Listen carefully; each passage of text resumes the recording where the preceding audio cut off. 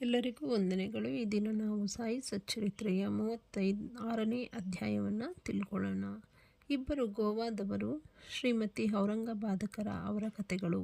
ಒಮ್ಮೆ ಗೋವಾದಿಂದ ಇಬ್ಬರು ಬಾಬಾ ಅವರ ದರ್ಶನಕ್ಕೋಸ್ಕರ ಶಿರಡಿಗೆ ಬಂದು ಅವರಿಗೆ ಸಾಷ್ಟಾಂಗ ನಮಸ್ಕಾರ ಮಾಡಿದರು. ಇಬ್ಬರೂ ಒಟ್ಟಿಗೆ ಬಂದಿದ್ದರೂ ಕೂಡ ಬಾಬಾ ಒಬ್ಬನಿಂದ ಮಾತ್ರ ದಕ್ಷಿಣೆ ಕೇಳಿ ತೆಗೆದುಕೊಂಡರು. ಇನ್ನೊಬ್ಬನು ತಾನಾಗಿಯೇ 15 ರೂಗಳನ್ನು ದಕ್ಷಿಣೆ ಕೊಡಲು ಬಂದಾಗ ಬಾಬಾ ಅದನ್ನು ತೆಗೆದುಕೊಳ್ಳಲಿಲ್ಲ. ಇದನ್ನು ಕಂಡು ಎಲ್ಲರೂ ವಿಸ್ಮಿತರಾದರು.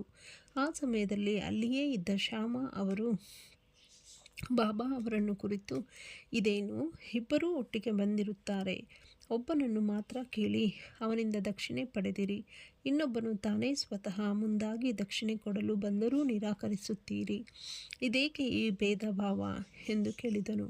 ಅದಕ್ಕೆ ಬಾಬಾ ಅವರು, ಶ್ಯಾಮ, ನಿನಗೇನೂ ತಿಳಿಯದು, ನಾನು ಯಾರಿಂದಲೂ ಪುಕ್ಕಟೆ ಏನೂ ತೆಗೆದುಕೊಳ್ಳುವುದಿಲ್ಲ.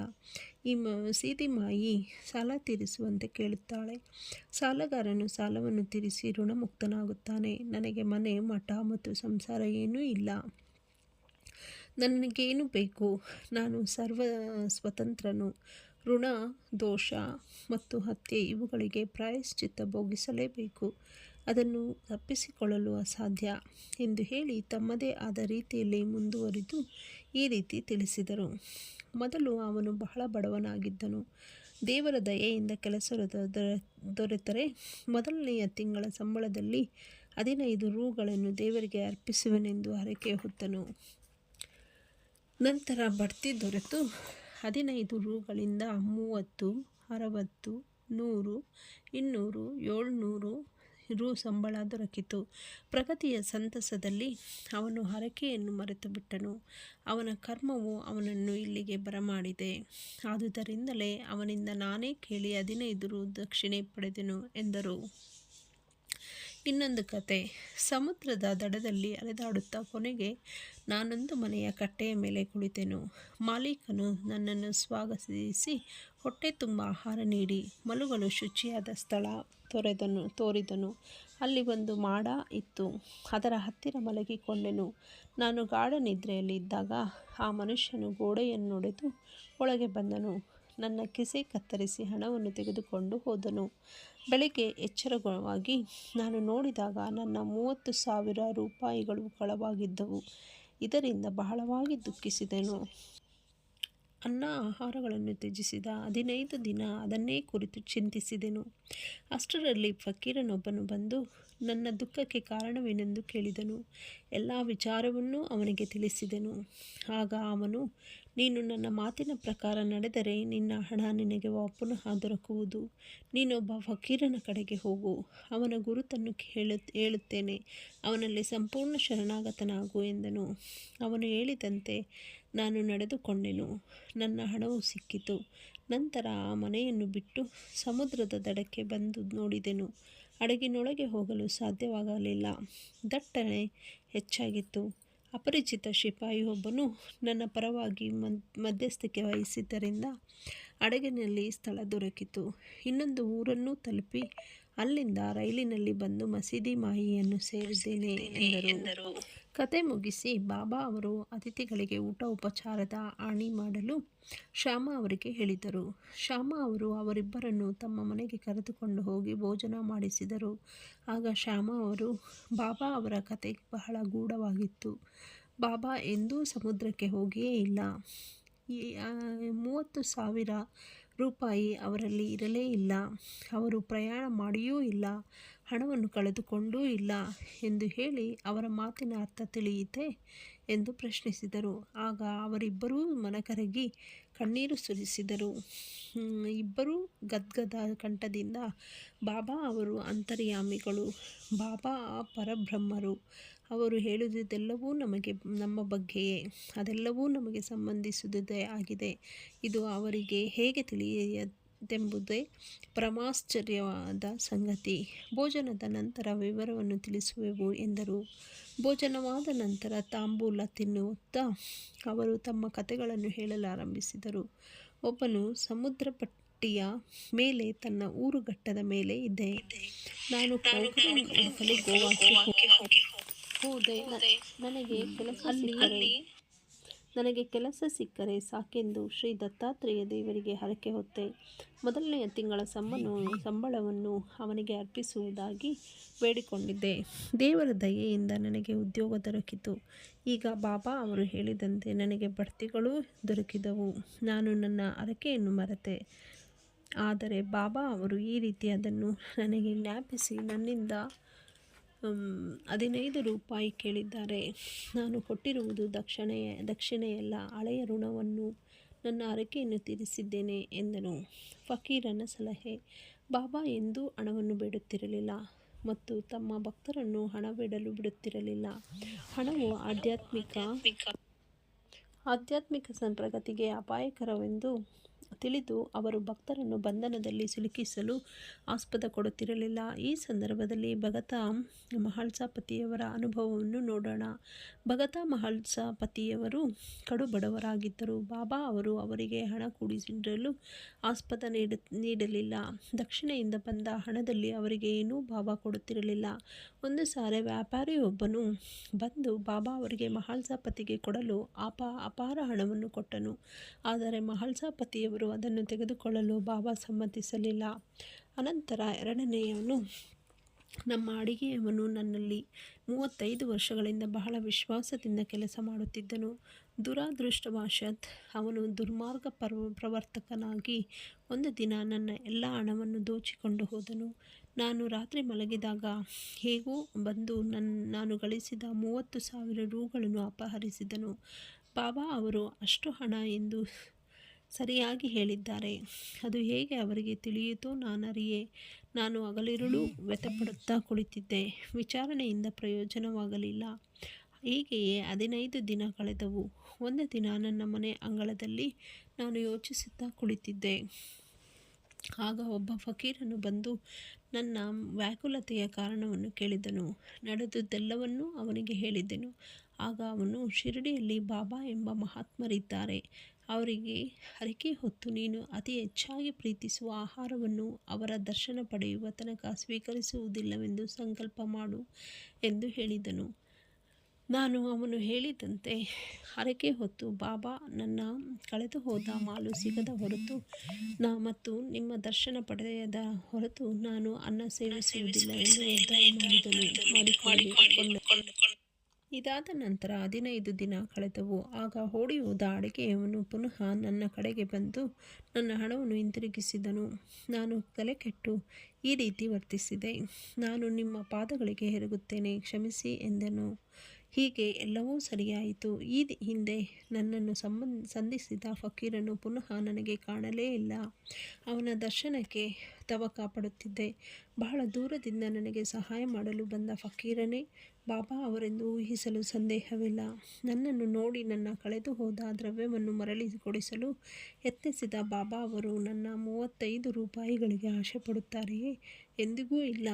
ಹೀಗೆ ಯಾರಿಂದಲೂ ಏನೂ ಅಪೇಕ್ಷಿಸದೆ ನನ್ನನ್ನು ಧಾರ್ಮಿಕ ಪಥದ ಕಡೆಗೆ ಸಾಗಿಸಲು ಬಾಬಾ ನಿರಂತರ ಪ್ರಯತ್ನ ಪಡುತ್ತಿದ್ದಾರೆ.